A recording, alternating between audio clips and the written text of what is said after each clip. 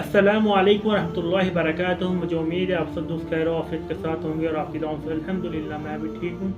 आज हम फिर से आप सबके लिए एक नई वीडियो लेके आए। आज की वीडियो बहुत इंपॉर्टेंट है, ज़रूरी देखना आज की वीडियो हम जानेंगे फ़लस्तीन और इजराइल के बीच में किस वजह से जंग हुई है, क्या के बारे में हम इस वीडियो में जानेंगे।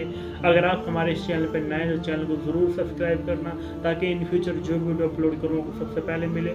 आप हमारे वीडियो में बने रहें तक ताकि आपको इसके बारे में पूरी मालूमात हासिल हो कि फ़लस्तीन और इजराइल और हमास के बीच में किन वजहों की वजह से जंग हुई है। वीडियो में बने रहें एंड तक। इसके बारे में प्रज्ञा शर्मा बताएगी जो कि जर्नलिस्ट है फेमस इंडिया की। वीडियो को शुरू करते हैं। अरब देशों के बीच मिडिल ईस्ट में मौजूद इजराइल में सुबह 7 बजे से ही सायरन बजने लगे। 5000 रॉकेट गाजा पट्टी से उड़कर इजराइल पर अंगारों की तरह बरसने लगे। गाजा पट्टी से सटे इजरायली गांवों, कस्बों और शहरों में चीख पुकार सी मच गई। 160 के करीब लोग मारे गए, 1000 से ज्यादा लोग घायल हो गए। इजराइल पर यह हमला आतंकी संगठन हमास ने किया था। आज के वीडियो में हम जानेंगे कि हमास क्या है, हमला क्यों हुआ, इजराइल फिलिस्तीन की जमीन को धीरे धीरे कैसे निगल रहा है, फिलिस्तीन को कैसे छोटी सी जगह पर समेट दिया गया, अपनी ही जमीन पर कैसे फिलिस्तीन यानी पैलेस्टीन इजराइल के रहमो करम पर है।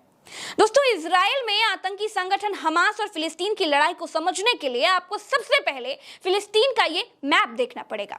नक्शे के बीच में देखेंगे तो आपको यरूशलेम दिखाई देगा, समुद्र के किनारे पतला सा इलाका गाजी पट्टी दिखाई देगा और यहाँ हमास के लड़ाकों ने अपने ठिकाने बना रखे हैं और बीच में यहूदी, मुस्लिम और ईसाई तीनों धर्मों के पवित्र स्थान है।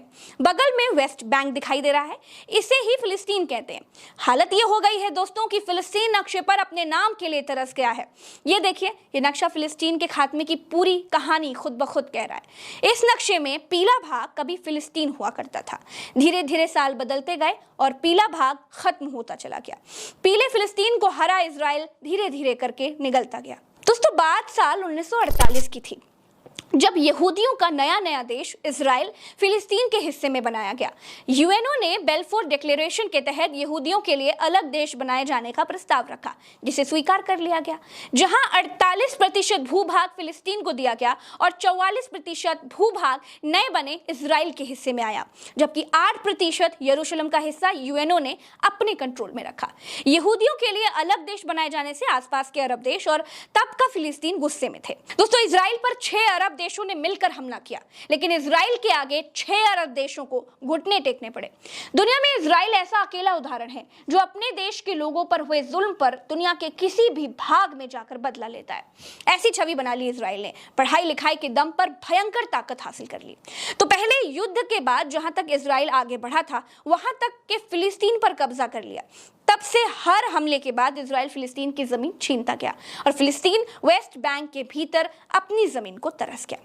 दोस्तों, पहले कितना बड़ा फिलिस्तीन हुआ करता था और आज कितना बचा है, बस पुराना फिलिस्तीन लेने के लिए ही पूरी लड़ाई चल रही है। इजराइल फिलिस्तीनियों को वेस्ट बैंक के एक इलाके में समेटता जा रहा है। 2 साल पहले इसलिए इजराइल और हमास के बीच युद्ध छिड़ गया था क्योंकि यरूशलेम के इलाके से इजराइल मुस्लिम लोगों से घर खाली करवा रहा था।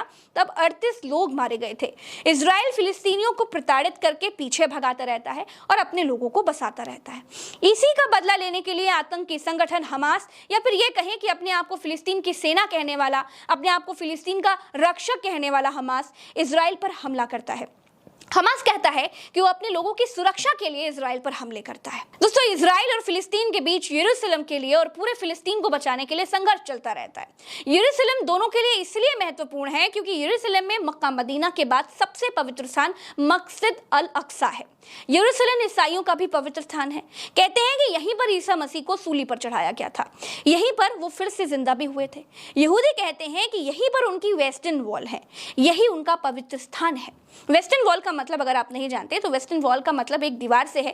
कहते हैं कि उनके मंदिर को रोमन्स ने तोड़ दिया था, वेस्ट में एक दीवार बच गई थी, उसी दीवार की तरफ मुंह करके यहूदी पूजा करते हैं। पत्थरों के बीच में कुछ चिट रख करके अपनी मुराद मांगते हैं, इसी को वेस्टर्न वॉल कहते हैं।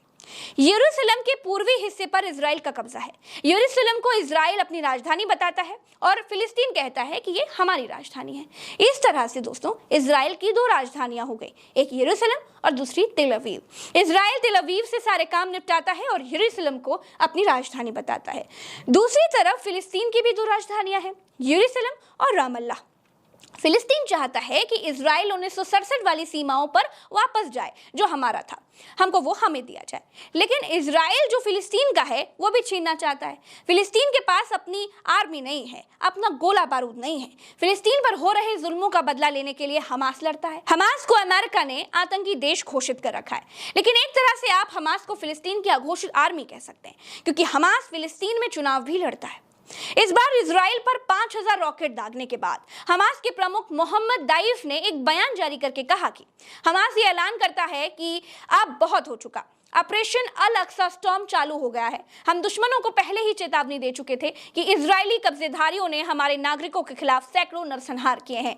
इजरायली कब्जेधारियों की वजह से फिलिस्तीन के यानी हमारे सैकड़ों लोग शहीद हुए और घायल हुए। हम ऑपरेशन अल अक्सा स्टॉर्म की शुरुआत की घोषणा करते हैं। हमने दुश्मनों के ठिकानों, एयरपोर्ट, सैन्य अड्डों पर हमले किए और 5000 से ज्यादा रॉकेट दागे।